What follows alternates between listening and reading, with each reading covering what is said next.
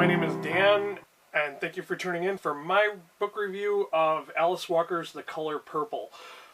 I was thinking, I don't know why I waited so long to read this book, because it was that good. It was a very good book.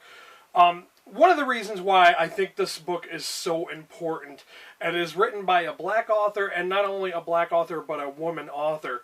So, God, I don't even know where to start with this book. It takes place in rural Georgia in the early 1900s to the 1940s.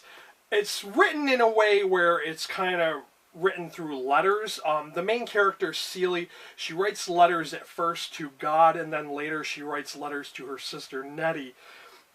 Now, I will admit, this does have a very depressing beginning to the story, but trust me, if you hang on, if you keep reading the book, it does get better, and very much better. Let's just say this book does have a happy ending, one that I really enjoyed. This has won so many awards. It was published in 1983. It won so many different awards that eventually it got noticed and became a feature film, which everybody, of course, knows, The Color Purple. Starring Whoopi Goldberg and Oprah Winfrey, and I think Danny Glover was in that too, but don't quote me on it. It's been years since I've seen it, and I really think I should rewatch the film after reading the book.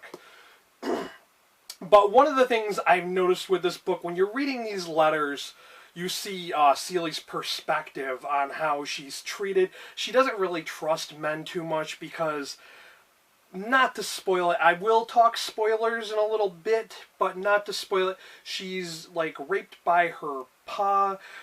She's, you know, given away to some guy she doesn't know, she's never met. She's not getting married to them because she's in love with him.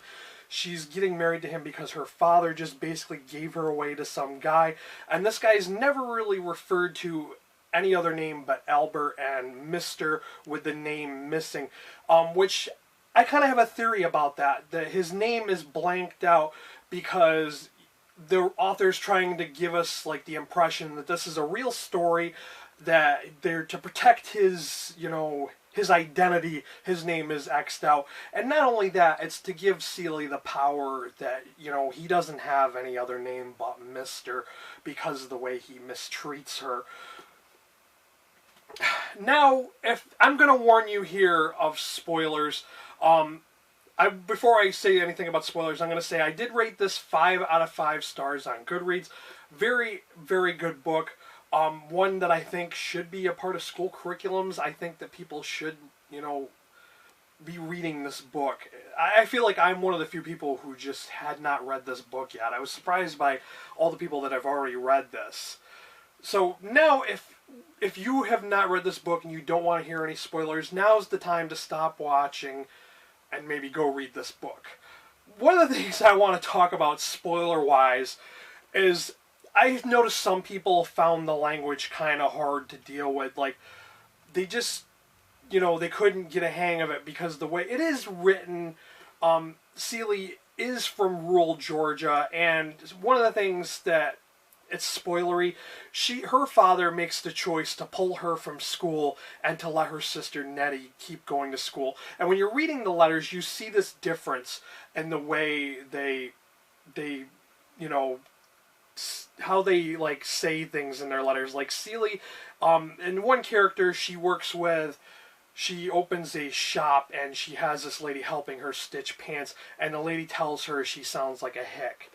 And that's very much, it's very uneducated, the letters that she writes to God and later she writes to Nettie. But when you read Nettie's letters, you can tell she has an educated background and she is a missionary and all this other stuff.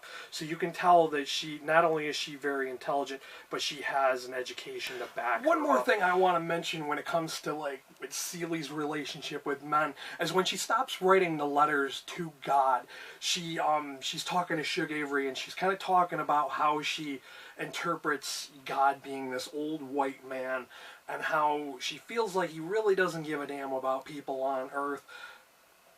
Also, one of the coolest things I read near the end of this book that I thought was really cool and something that everyone should live by, as Celie says, everyone should learn to not judge people by the way they look or the things they do. and that they should accept everyone as God's children and just, you know, be good to them. I thought that was a really cool thing, and it was another reason why I love this book. Going back to the whole name thing, there's only one person in the book who has a last name that's mentioned, and it's Shug Avery.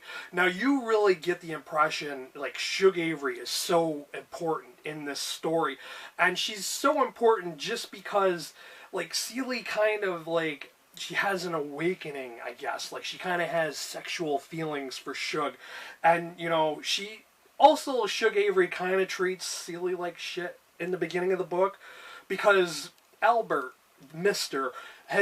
he's always had a long-lasting love for Shug Avery, but she just never married him, and they have this ongoing thing. But later, Seeley and Shug become a couple, and you see, so it's not just, you know, there's LGBT stuff going on in this book, too. Feminism, because at one point, Seeley leaves and she decides to go travel with Shug Avery, which I thought was really cool because she, you know, stood up for herself, and she basically says, you know, I may be ugly, I may not know how to cook, I may not be the best cleaner, and I may not know what I'm doing with my life, but I am here. And that was just a really powerful moment, and then she goes and she finds what her whole purpose and place in this world is, which I thought was a great and uplifting moment.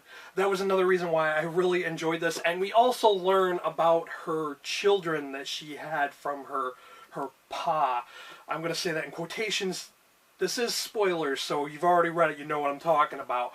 So she later learns that they are still alive, and they're living with her sister Nettie in Africa, being missionaries too. So it was kind of cool to learn that they are still alive and that they are pretty darn, you know, people to be proud of. So I really did enjoy this book. Like I said, I feel like everyone else has already read this. I think I've said everything I wanted to say about this book. If you've already read this, let me know what you thought of it down below. If you have any questions, comments, etc. Give this video a like, share it with your friends, and hit that subscribe button if you have not subscribed before. Thank you for watching. Until next time, later guys.